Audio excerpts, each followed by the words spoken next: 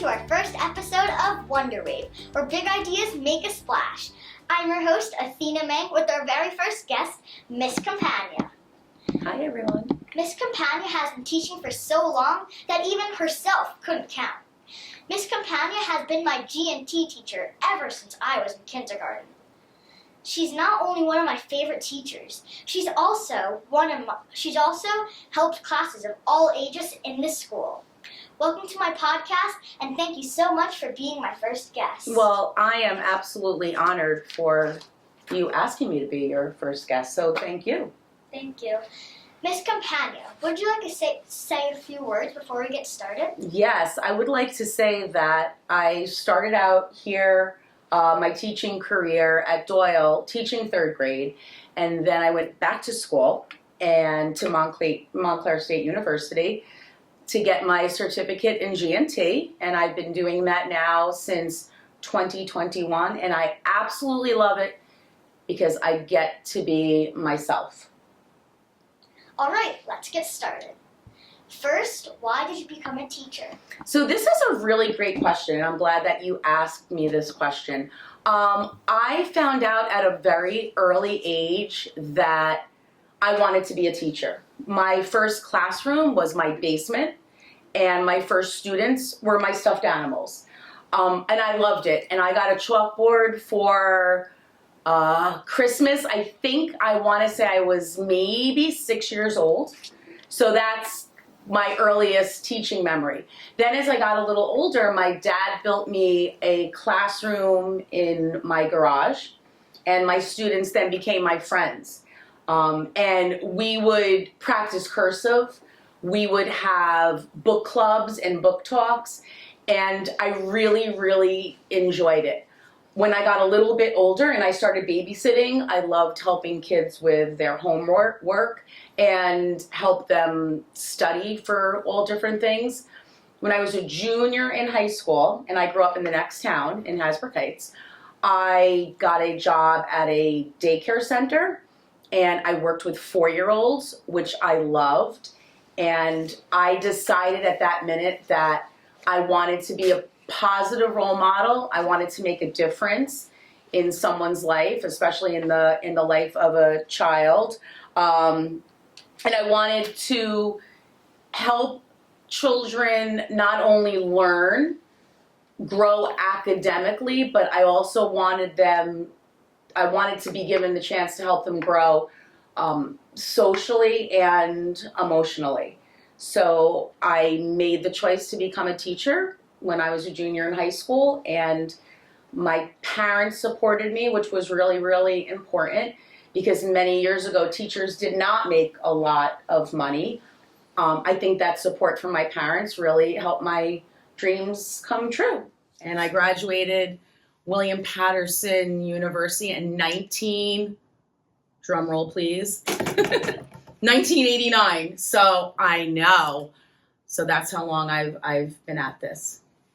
Wow, that's like really like sweet, and it's like I love how you like add your parents in and like your friends and your like stuffed animals. I'm sure they were very cute because like. I mean, what stuffed animals aren't cute, right? Stuffed animals are very, very cute. Next, how can kids balance fun and school? Ooh, this is such a great question. And I'm so glad that you asked me this question because kids today have so many things going on after school. I think that a way to balance fun and schoolwork is by creating a schedule or a routine and sticking to that. I definitely am not a fan of homework, which I might get a lot of flack for. I'm not really a fan of homework because I feel like you do so much in school every day that a nice little brain break when you get home is a good thing. With that being said, I'm all for having fun, but having fun with friends and having fun with family. I don't see a brain break or having fun. I don't think that means going home and being on your devices and playing video games and watching TV. I'm a big fan of family time. So when you talk about having fun, if you can like add those things into your week, like big dinner conversations. I love helping mom or dad or whoever you live with cook. Having some responsibilities at home can also be teaching you something and can also be fun. I just think that you should have a schedule and you should stick to it. And if you have things after school, make sure that you fit in time for the extracurricular activities, your homework and your studying, but also some fun.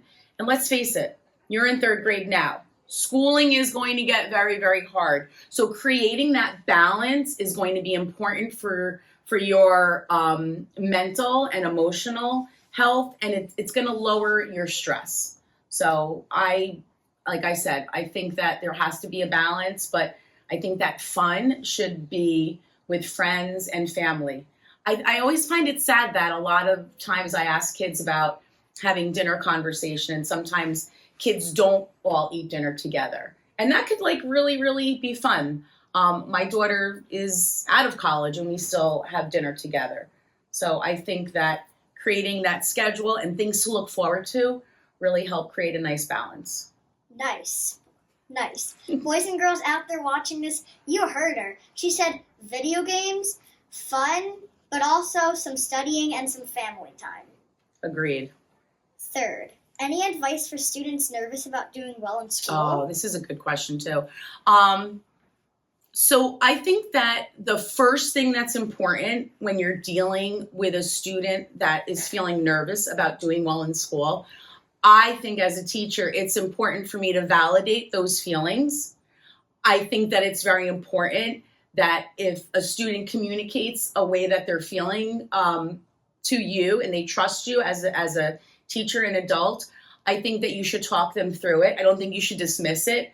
A lot of times, sometimes we get so busy that we might say like, oh, it's nothing. You have nothing to worry about.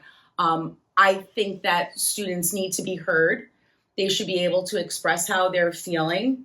Communication is key. So if you try to help a student with what they're feeling nervous about, it can be rewarding for you as a teacher. And it could really, really help that student. I always say this, kids come into school, I don't know what their night was like. I don't know what their morning was like. But if they come to me and they're like, I feel nervous, I have a test today, I will start talking them through that. And I think that communication is very, very key. As parents, I think to help a child feel less nervous about school, I think that parents should kind of have that communication, let students know what their day is going to look like. So for example, if you have a math test, mom or dad might say to you, okay, your math test is at 10:30. Once it's done, you're on easy street, try your best. So again, communication at home and communication at school. And listen, I say this to you all the time. People make mistakes. Adults make mistakes. Kids make mistakes. Being perfect is very, very hard for anybody to do. I don't know anybody that is perfect. So being a perfectionist can sometimes make those nerves when it comes to schoolwork a lot worse. So you know what I always say, like, this is why pencils have erasers. This is why I'm the teacher and you're the student. You're not always going to get it right. So you should not be so hard on yourself. So, like, as a parent, like, once I'm a little bit older, like, I'll be sure to, like, lock that in my head. Lock it in, girl. Lock it in. Because, like, I would always remember, like, hearing, like kids at my preschool, like, they would start, like, crying and stuff. And the parents, like, it's fine. A few weeks later, I think you'll get over it. And then, like, I would really thank my parents for reporting this. Naturally. Who I really thank them because like they're the ones who helped me get over the nerves and like the nervous feeling. So yeah, and I hope all parents would help their kids get over it too. Yeah, I agree with you. I think that the older you get, Athena, things are going to be more challenging, and there's other things that are going to make you nervous. You're going to be maybe nervous about your first day of fifth grade when you have to go to a new school, nervous about your first day of high school, and and the expectations that come with all of that. But I think that you have a great support system because I know your mom and dad, right? So those conversations can really, really, really help. Like I said, I have a daughter, you know that. She's in the working world now. And when she feels nervous about projects for her job, she'll still talk to me and be like, Mom, can we like talk this out? And sometimes you need to like hear yourself communicating the way you're feeling. And then when someone validates that, it really, really makes you feel good inside. So never, ever, ever forget that. Okay? Awesome. Then, do you think kids should go to college? Why or why not? So another really great, insightful question. I believe in higher education. I went to college. I got a master's degree. And as you know, I went back to school to get my certificate for gifted and talented. I do believe in education, but with that being said, I don't feel like higher education is for everyone. I feel like everybody should have a dream and should have goals, and those dreams and goals are going to look different. When I was in high school, well, probably before that, I knew I wanted to be a teacher.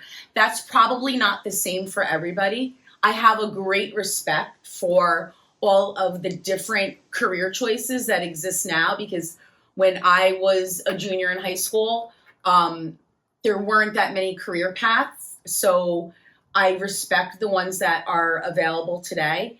And I would just say to kids out there, have a goal, have a dream, find what you're passionate about, and chase that dream no matter what the schooling or the training is going to look like. We need so many people in this world to help us with our day-to-day.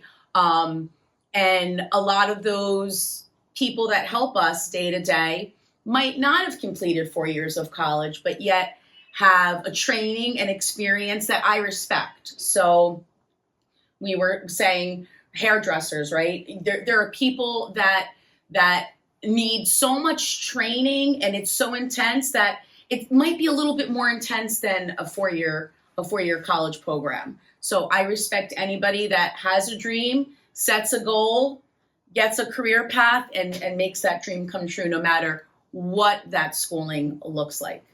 Yeah, because it's like some kids in this school are talking about like, do you really think I should go to college? I don't think I should. I feel like it's too much for me and everything. Yeah, but it's then, I understand too the cost of college, right? That could be really hard for like a mom and dad. You have yourself and Astrid, right? So and you have great parents, but for some parents, those choices, or when it comes to that money, like they have to have a job, and they have to have a job while they're going to college. So that's an even greater respect for kids out there that try to overcome these obstacles to make those dreams come true. My daughter went to the College of New Jersey, which is right here in New Jersey, and she had a little job while she was down there just to pay for her books.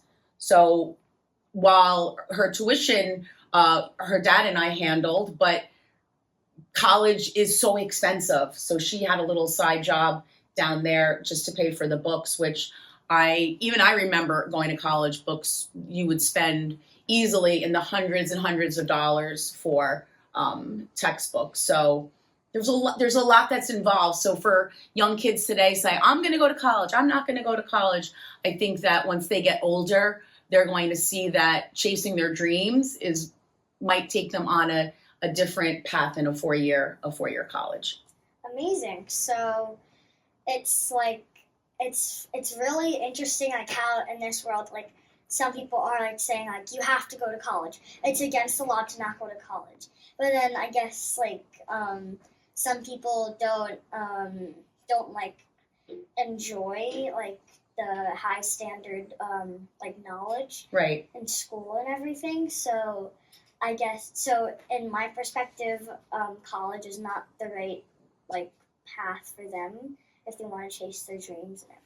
Yeah, I have an older sister. She went to pharmacy school, and when I heard she went to Rutgers School of Pharmacy, and when I heard all of the work she was doing, and I was still in high school, I was like, I could never be a pharmacist. But then, you know what's funny? I started William Patterson and to become a teacher.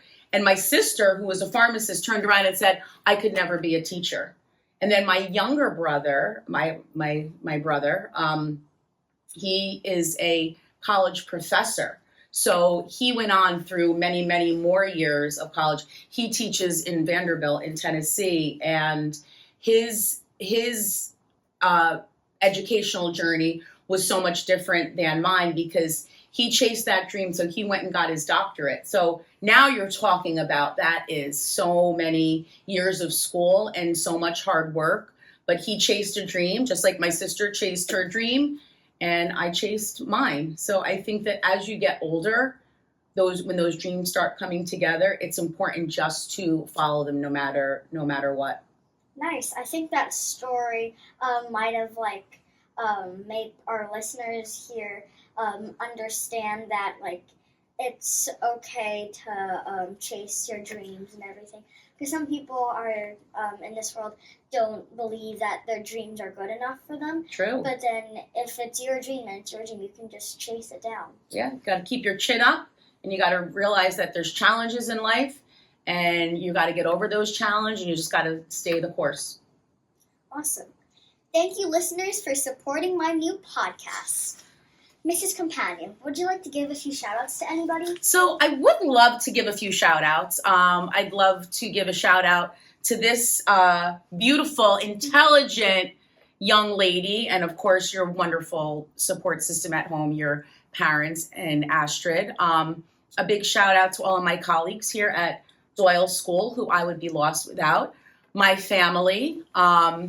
And you didn't ask me about my college memory. Do you want me to tell you about my favorite college memory? Sure. Do we have time for a favorite college memory? Sure. So my favorite college memory, which I want your reaction when I tell this story. So listeners, are you ready? So my favorite college memory was at William Patterson. We had a huge snowstorm.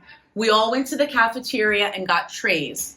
And we started sleigh riding down the hill on the trays. And the lunch ladies came running out of the cafeteria with their giant spoons in their hand, and they said, "Bring those trays back now!" And of course, we were really great listeners, and we did bring all of the trays back. So I thought you would like that as my favorite college one of my favorite college memories. So yeah, shout out to my college roommates. I might as well give them a shout out now, who all went on to become extremely successful. And I thank you. I think the biggest second shout out would be to you again for inviting me on this podcast. And I'm always willing to help. I've known her since she's 5, and we've been through so much together. I feel like so many great, great memories. And I get to spend next year again with you too. So I am happy about that. Thank you so much. So thank you for your time, and I really enjoyed talking to you. So guys, the reason why I wanted to start Wonderwave is because I wanted kids to feel comfortable before going to college. I hope you enjoyed the first episode, and see you again soon. Thank you. Bye guys. Bye. Thank you. Thanks for listening. I hope you enjoyed.